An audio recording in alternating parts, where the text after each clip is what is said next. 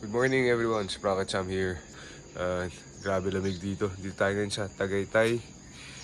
Mahamog na umaga. And for this episode, babike check natin to. As well as try din natin siya sa mga sikat na ahon dito sa Tagaytay. No? Let's go! Okay, so palabas na tayo ng village. No? It is 6:21 a.m. And lalabas na tayo dito sa Garden Hills. Feel na natin yung bago nating bike, NDD, which is yung S-Works Tarmac SL8. Palabas na SL9, no? Doon tayo nag-SL8. Anyway, so na-ride lang natin siya. Babike check natin siya doon either sa Sampaloc or sa Sungay, which is yung plano nating ruta for today. I figured doon maganda i-test yung bike kasi may lusong, mag-flats tayo papunta Tagaytay proper, and may syempre ahon. Isipin ko ba kung Sungay o Sampaloc ahunin natin. Let's go! Okay, so highway na tayo, no? Tagaytay proper. So 7 kilometers rolling terrain tayo. Sarap! Ngayon ba lang feel ko na yung difference, no? Ang comparison ko is maraming bike, PCR, DMCT machine, nag-factor Oslovam din ako ng ilang taon, and nag-bench tayo ng saglit. Morning! And finally, itong SL8. So, too early to tell, feel natin. Itong ride na to is about 48 kilometers, no? With an elevation gain of 1 kilometer up the air. Excited na ako, ganda na weather, ta? Lusong muna tayo. Yoo!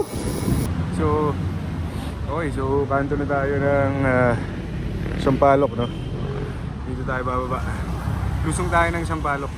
Tapos, ahon tayo ng Sung. So, Sampaloc na tayo. One of the most scenic areas dito sa Tagaytay, no? Sa mga pinaka-favorite ko talagang lugar to. Sampaloc, lusungin, ahunin, kahit ano. Mga taga-South, I envy you na meron kayong gantong ensayuhan, laruan. So, first time natin lulusungin to on a road bike, madalas gravel, no? And ang masasabi ko lang so far is matulin.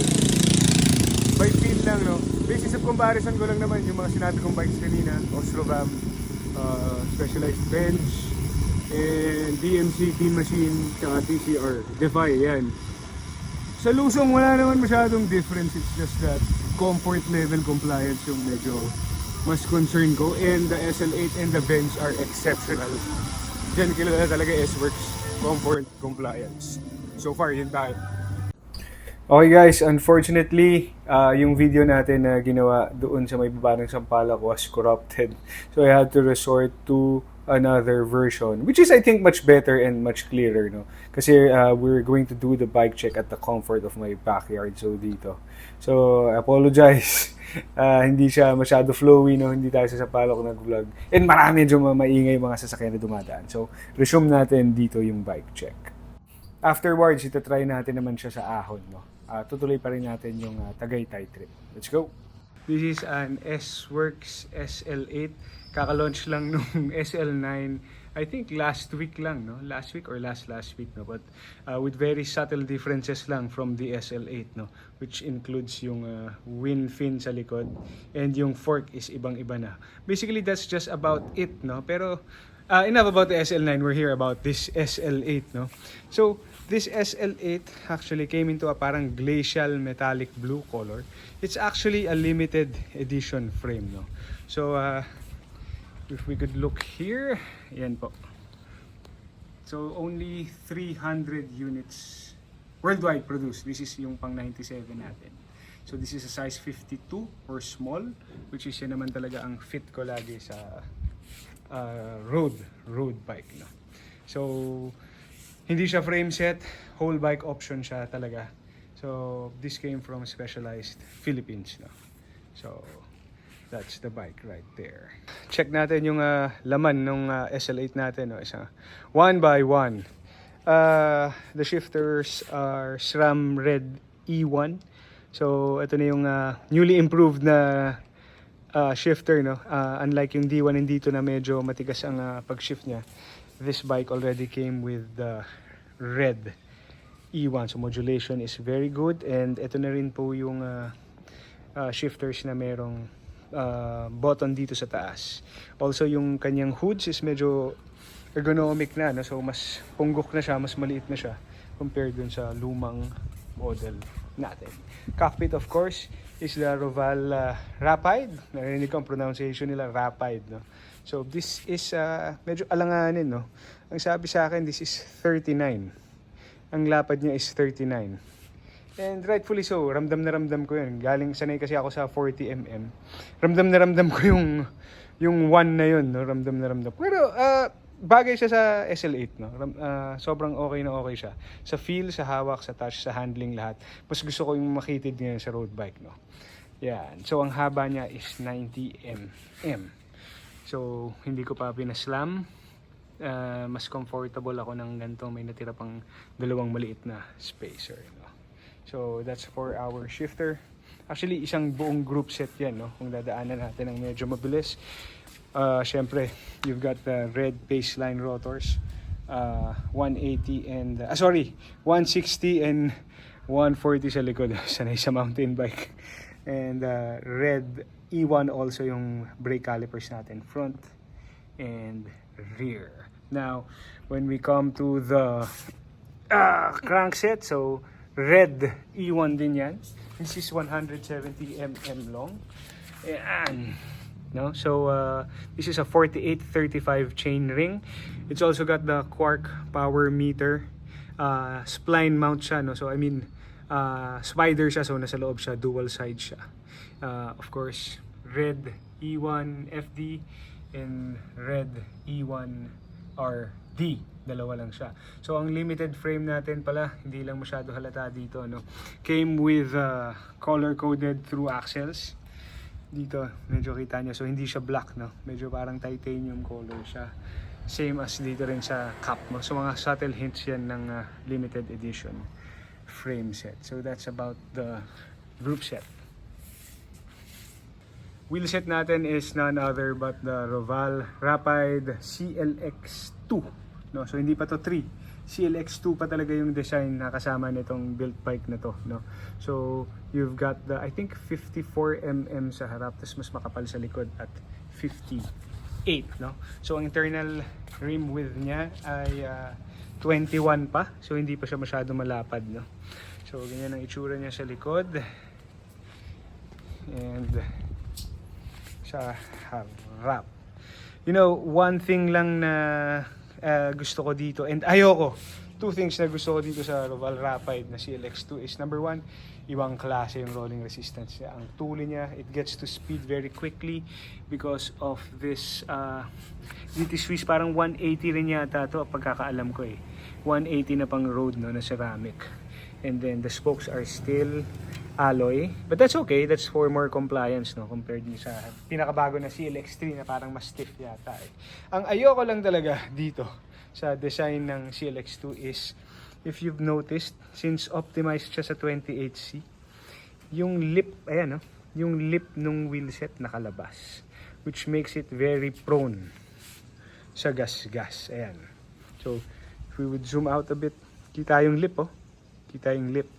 And that proves to be quite annoying, no? Pagdating sa Philippine roads natin, imperfections ng road. And dahil nga ganyan yung design niya, may mga ilan-ilan na naligaw na maliliit na gas. Di ba? Ayan, no?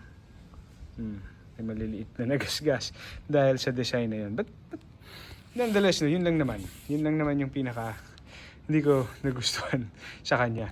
So goma natin, of course, proven and personal favorite ko is GP5000 STR. These are on 28Cs kasi yun yung nakaspecify sa wheel set. Diyan daw siya pinakamatulin sa 28C. Pero kung okay lang, kung ako, mag-aano ako eh. Magta-30C ako eh. For more compliance eh. So here, of course, we've got the S-Works seat post and yung pinaka-partner niya talaga, which is yung power mirror saddle. Pedals ay yung ating Look Carbon Ceramic TI.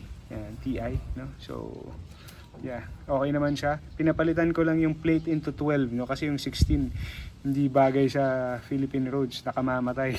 Ayaw kumalas, no? Bottle cage, these aren't really the lightest, no? Ito yung Silca bottle cages natin, dalawa. Pero titanium, gusto ko lang talaga kasi yung forma niya eh. Pero mabigat, parang 38 grams isa, no? Ang daming options na mas mura sa kanya. Pero since pogi, ano muna tayo? Fashion before function. So pretty much that's about the bike itself. So the estimated weight, hindi pala estimated, sinukat ko yan noon, may sealant and everything. Wala lang bar tape. It was 6.72.